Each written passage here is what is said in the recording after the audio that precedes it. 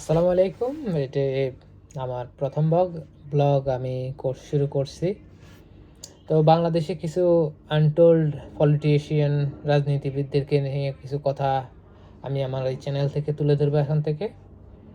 তবে সবচেয়ে বড় কথা হচ্ছে যে আমি আজকে যার কথা বলবো সে হচ্ছে একজন বিশাল অ্যাক্টিভিস্ট।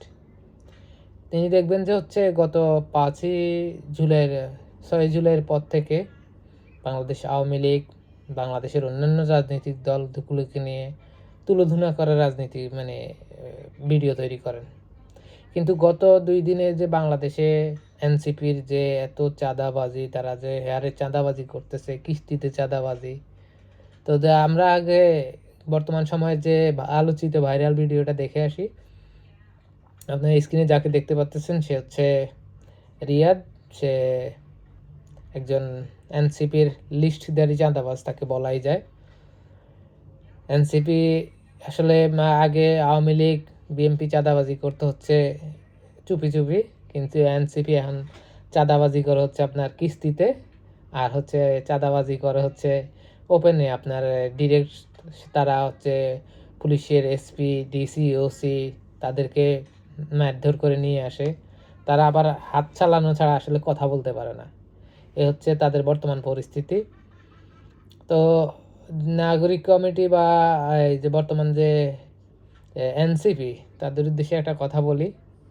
বাংলাদেশে অনেক দল আসছে, অনেক অভ্যুত্থান এর আগেও হয়েছে, কিন্তু আওয়ামী লীগের মতো একটা বড় দল নিশ্চিহ্ন হয়ে যাবে এটা আসলে চিন্তা করা তোমাদের ভুল। ঠিক আছে? আওয়ামী লীগ আবারও আসবে, সেটা 10 বছর, 15 বছর, 20 বছর পরে হোক, আওয়ামী লীগ দেশে আবারও আসবে, এদেশের ক্ষমতায় আসবে, এটা নিশ্চিত থাকো।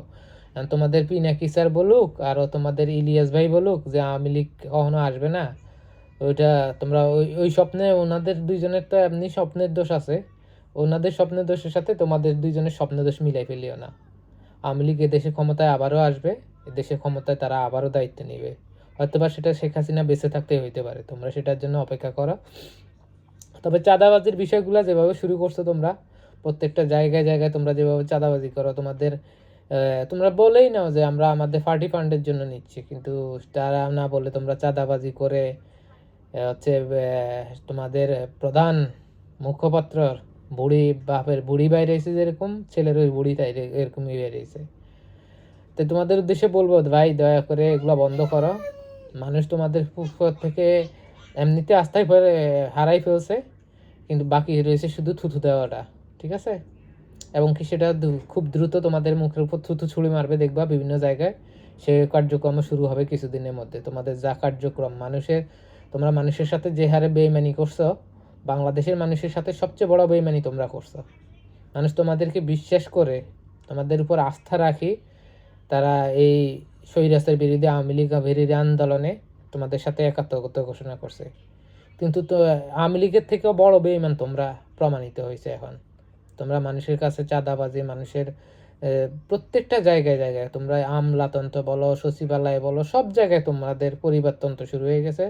তোমাদের কয়েকজন তোমরা এটা কন্ট্রোলিং করতেছো, কয়েকজনের সুইস ব্যাংকে অ্যাকাউন্টে টাকা ঢুকতেছে। কেউ আবার পিনাকির সাথে যোগাযোগ করে বিভিন্ন জায়গায় অ্যাকাউন্টে টাকা ঢুকাইতেছে। তো এগুলা ইনশাল্লাহ ইনভেস্টিগেশন সামনে আসবে আগামী পর্বগুলোতে। তবে মনে হয় না তোমাদের জন্য বাংলাদেশের মানুষ থুতু ছাড়া অন্য কোনো কিছু ব্যবহার করবে। তো আজকে ভিডিওটা এই পর্যন্তই। সবাই ভালো থাকবেন, সুস্থ থাকবেন। আল্লাহ হাফেজ।